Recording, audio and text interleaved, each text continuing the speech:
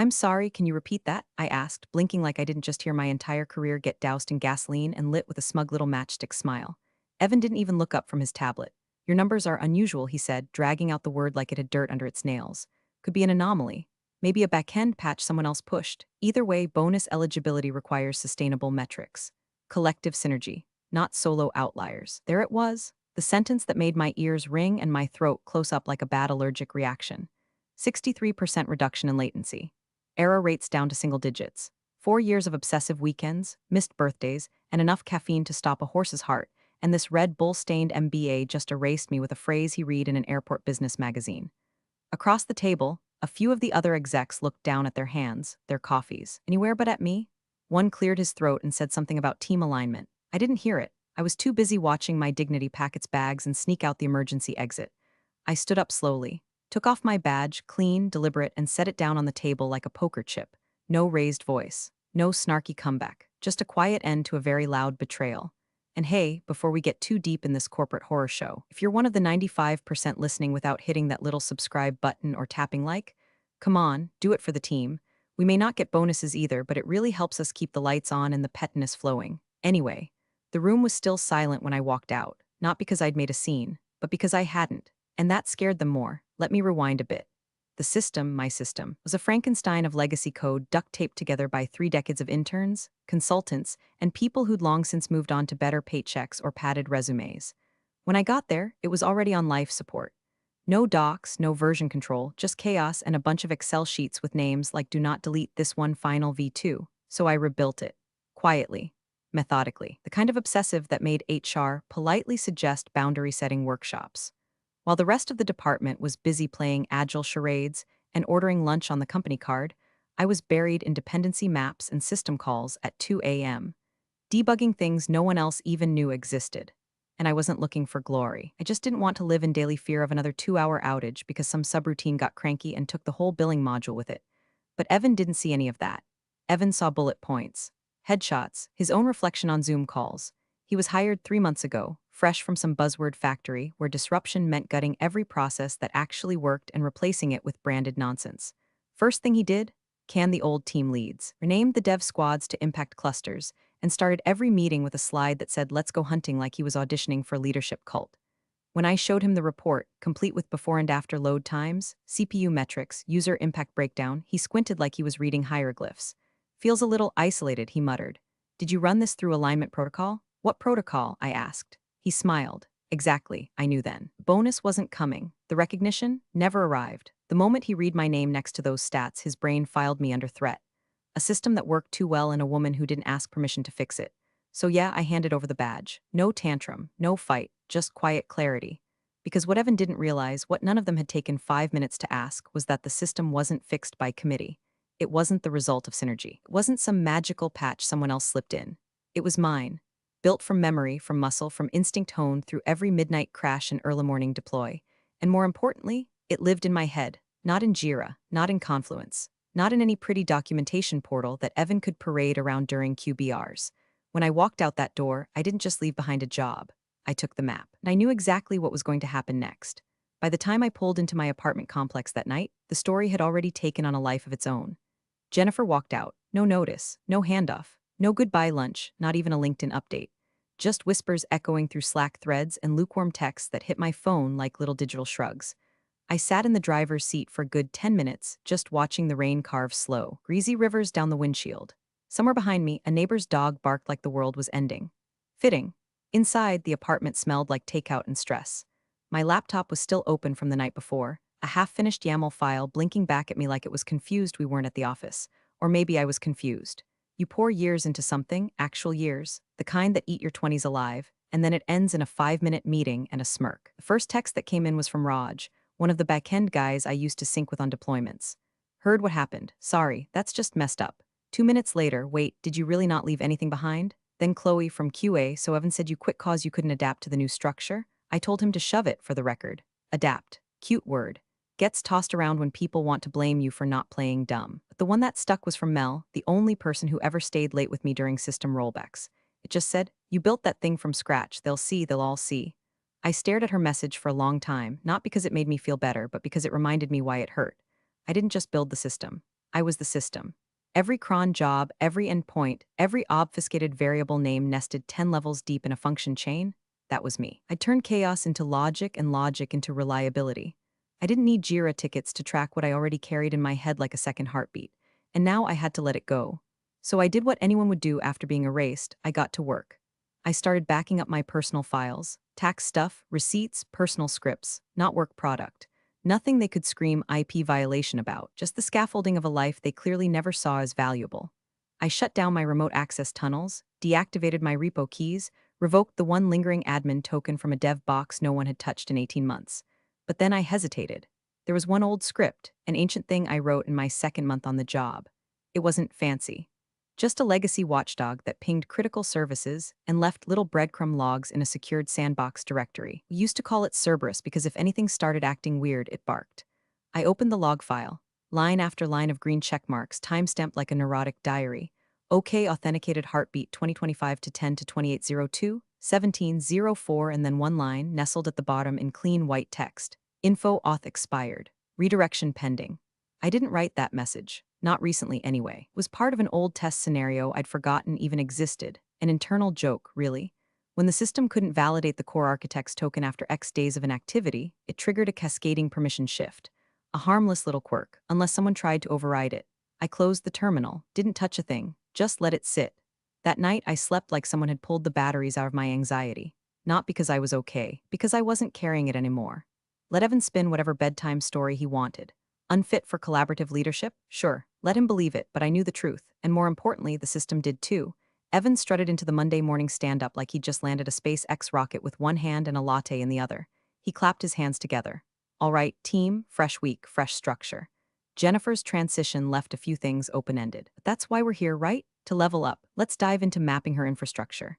Jared, Sam, you two are my gotas for this. Get started today. Jared blinked. Sam shifted in his chair. They were both less than a year out of college, still wearing those hopeful expressions that hadn't been beaten out of them by system logs and 4 a.m. rollback disasters. I'd seen that look. Hell, I used to have that look.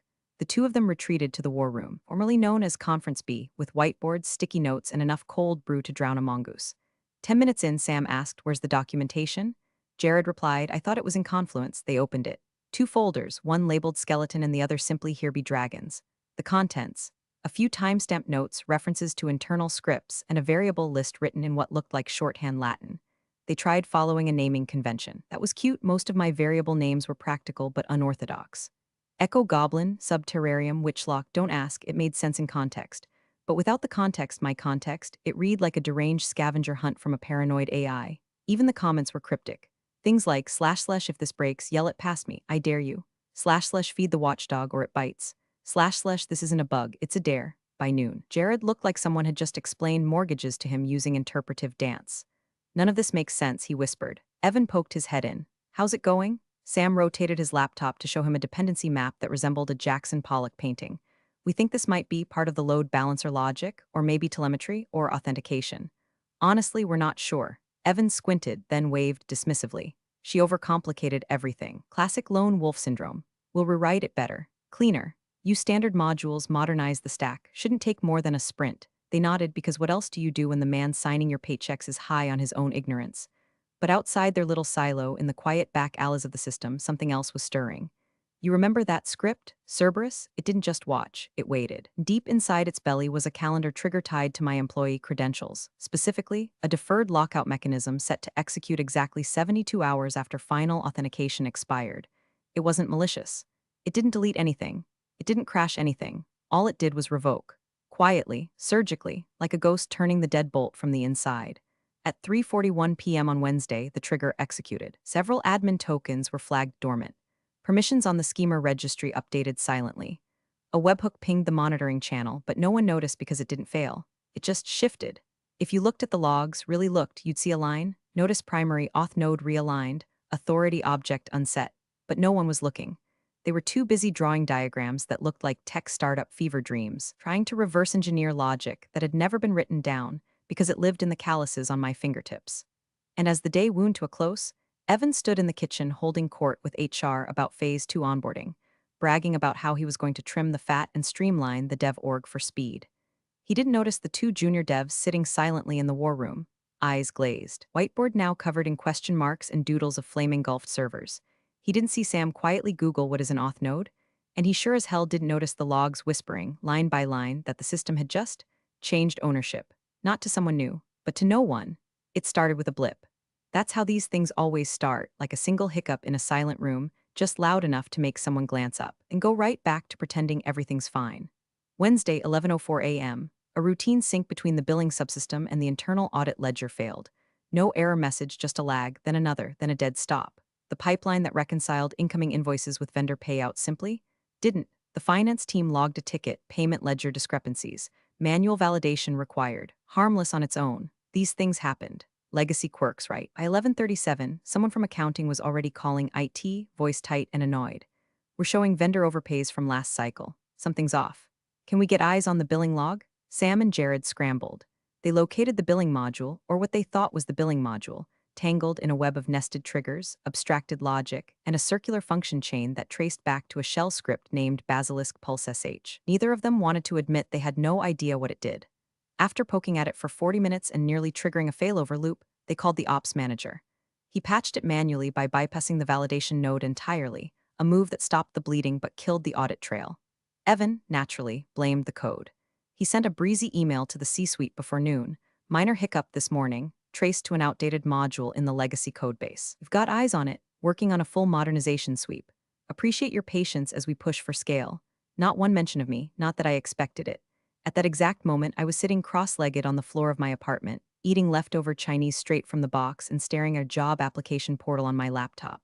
The position was in Oregon. System architect. Full remote, six-figure salary, stock options, the works. The kind of role you only dream about when you've just been publicly erased by a guy who uses the word synergy like a threat.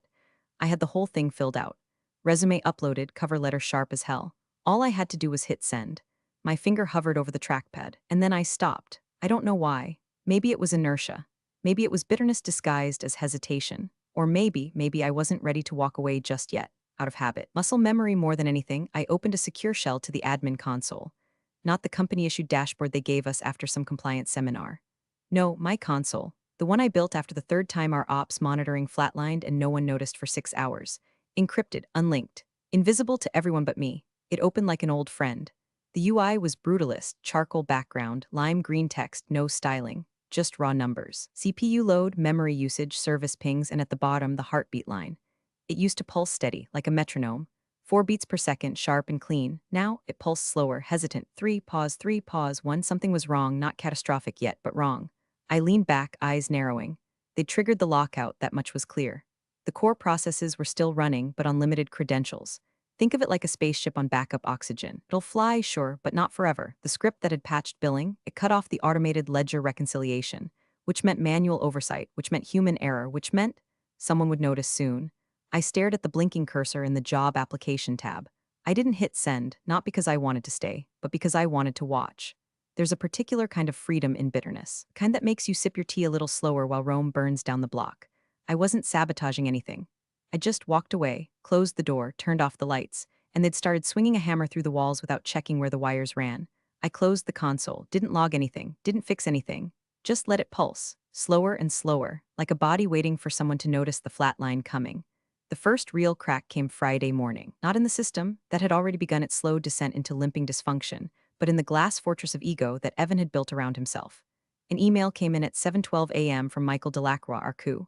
Subject line was simple, outage review billing module. No exclamation marks, no blame, no panic. Yet, Evan read it standing at his desk, sipping something overpriced with collagen powder and oat milk. He laughed quietly, then typed his reply like he was swatting away a mosquito. Standard legacy glitch, patch already deployed. Billing sync back online, no loss of data integrity. Expecting no downstream impact, he clicked send. Then with a performative sigh, he turned to Sam and Jared. Old codebase, Jennifer's masterpiece, held together with duct tape and wizard spells. We'll clean it up. Neither of them responded. Sam looked down at his keyboard. Jared rubbed his eyes like he hadn't slept. At 9:38 a.m., the reply came back, shorter, colder. You said Jennifer was junior staff. She's listed as primary architect on the internal ledger.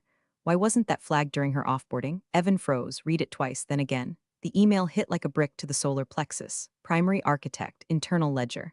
Those words weren't just a title and a file. They were a liability when he had overlooked. To be clear, the ledger wasn't public. It wasn't pretty, but it was real. A flat file database maintained by ops to track system dependencies, ownership, and escalation paths. You weren't listed there unless you had a hand on the engine. If something failed and names were needed, that was the list you wanted to be on, for better or worse. And there it was, buried in the fourth row of the main system architecture node. Primary architect, J. Barrett, escalation contact, terminated. Documentation link, N/A, that wasn't just an oversight. That was a gaping hole with a neon arrow pointing to Evan's desk. He started sweating. Opened the HR offboarding checklist. No mention of reviewing ledger dependencies. Opened the documentation index. Nothing but those two cursed folders, skeleton and here be dragons. He opened the company's Slack archive, searched Jennifer, and started reading his own words from the past week. She lacked alignment, didn't integrate well into the new model, unwilling to adjust to collaborative leadership. He looked like he was going to throw up. At 10:14, Delacroix called. Evan didn't pick up. Sent it to voicemail, then immediately regretted it. The COO followed with another email. I want a full dependency map by end of day. Include schema links, ownership trails, failover logic. If we lose vendor sync again, we're exposed on 2 contracts. That's a 7-figure problem. Evan, was anything deactivated when she left? Evan didn't know how to answer that because he didn't know what he didn't know. He'd never asked Jennifer for a handoff, never done a real exit interview, just smiled while she set her badge down and walked away. He'd assumed she was replaceable. That assumption was aging like milk in the Mojave. Meanwhile, Jared was furiously typing, pulling logs, trying to map out the database schema. Don't even know what half these tables do, he whispered. Sam chimed in, there's no rollback config, not even for the heartbeat module. Evan snapped, it's fine, we'll just rebuild. We don't need her documentation, we'll refactor. But even he didn't believe it anymore. Delacroix sent one last message. No subject line, no greeting. You're patching blind. If she's the architect and she's gone, then what we're running on right now isn't code. It's borrowed time. And for the first time since his smug onboarding speech, Evan didn't have a quip. He just stood there, quiet, pale, suddenly very aware that all those blinking dashboards he loved to parade around at meetings didn't mean a damn thing without someone who understood what they were built on. And that person was gone. No forwarding address, no backup admin, no map, just silence and a heartbeat slowing behind the curtain. The first alert came in at 2:13 a.m. Not a loud crash, not a system-wide scream, just a soft ping on the ops dashboard that said, Alert, Core API auth dropped below minimum heartbeat threshold. Then another alert, payment recon process failed handshake at 02:13:46. And finally, alert, heartbeat registry, no response from primary node. A silent triple tap to the temple. The night shift lead, Marcus, rubbed his eyes, muttered something about false positives, and checked the console, but it wasn't a false alarm. The processes were still up, but they weren't talking. 2 core services, alive but unresponsive, like blinking mannequins behind glass. Marcus did what ops does, restarted the services, cleared temp memory, reinitiated the chain from a known good config. Nothing, no errors, no logs, just silence. He called Evan. It rang 4 times before a bleary voice answered, yeah? We've got 2 core processes down. They're alive but not authenticating. Heartbeats flatlined on the primary node. Evan groaned. Did you try rebooting? We did, twice. Same result, payment recon's dead. Auth tree isn't populating, looks like a permission hang. Evan was silent for a beat. Then he said, all right, I'll remote in. By 2:23, Evan was logged into the system from his kitchen, sweatpants and bedhead, staring at the same black void Marcus had been fighting for the past 10 minutes. He tried flushing the credential cache. No effect. He attempted a global override using the fallback admin token. Access denied, token not recognized. He opened the failsafe scripts. Nothing but stubs. They weren't even wired to the right nodes anymore. Some of the core logic had been abstracted months ago. He remembered Jennifer mentioning it in passing during a sprint review he didn't really listen to. Sam and Jared were looped in. Sam, blurry-eyed from whatever dream he'd just been yanked out of, mumbled, the heartbeat registry's looking for a user ID that doesn't exist anymore. What do you mean it doesn't exist? Evan snapped. It was tied to Jennifer's internal ID. When her account was deactivated, the registry lost its validation anchor. It's trying to call a ghost. Jared jumped in, scrolling through legacy scripts. Okay, what if we restore from backup? Just overwrite the heartbeat layer with yesterday's image? Evan nodded, do it. They navigated to the most recent backup node and initiated a restore. A progress bar loaded, then stopped, then spat out a message in a dull gray box, required auth node missing, schema link unavailable, credential path null. Evan swore under his breath. Jared blinked. Wait, the backup doesn't include the schema. Sam scrolled faster. It's blank after the authentication layer. No data. Just shell architecture. What do you mean blank? Evan barked. I mean someone designed it to look like it's backing up the system, but it's only saving the top layer. Everything below that requires a live key to decrypt. They all stared at the screen. Jennifer's name wasn't there, but her absence was. Every missing node, every null return, every blank schema, all of it whispered her name like a curse. She never shared the schema, Marcus said softly. Realization sinking in like ice water. And now, without it, they weren't just down, they were blind. The logs couldn't trace the dependency tree because the dependency tree wasn't mapped. It lived inside Jennifer's mind. No diagrams, no documentation, just a live system that trusted her key and no one else's. They tried cycling through old service tokens. None were valid. Sam said what none of them wanted to hear. The system doesn't recognize us. Not really. We're just squatting in it. Panic bloomed behind Evan's eyes. They'd been patching holes in the drywall without realizing the foundation was already crumbling underneath. He rubbed his forehead, voice cracking. Okay, we brute force the schema. Reverse engineer it, even if it takes all weekend. No chance, Jared muttered. This code, it's layered in encrypted containers.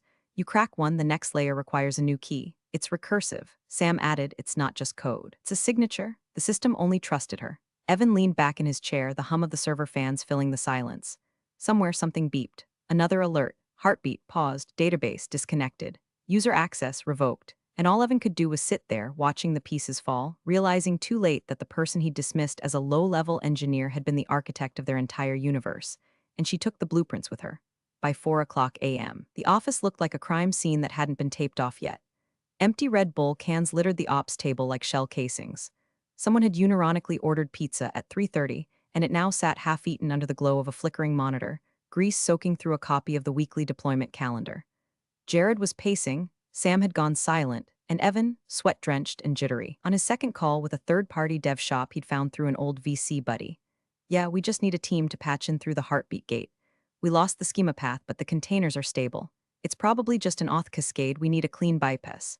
How fast can you move? The voice on the other end was confident. Too confident. Give us 30 minutes.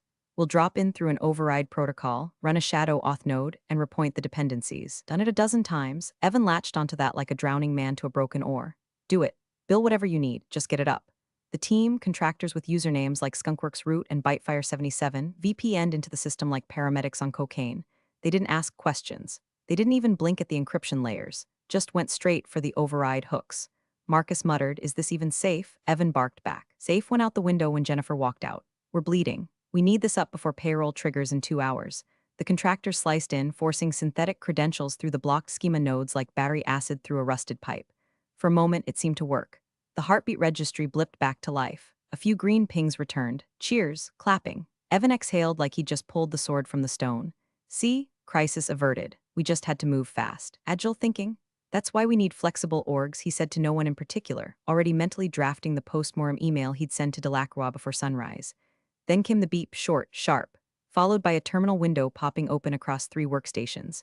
One line, no timestamp, no signature, no log ID, just final event architect user decommissioned. Core access null. A silence fell across the room.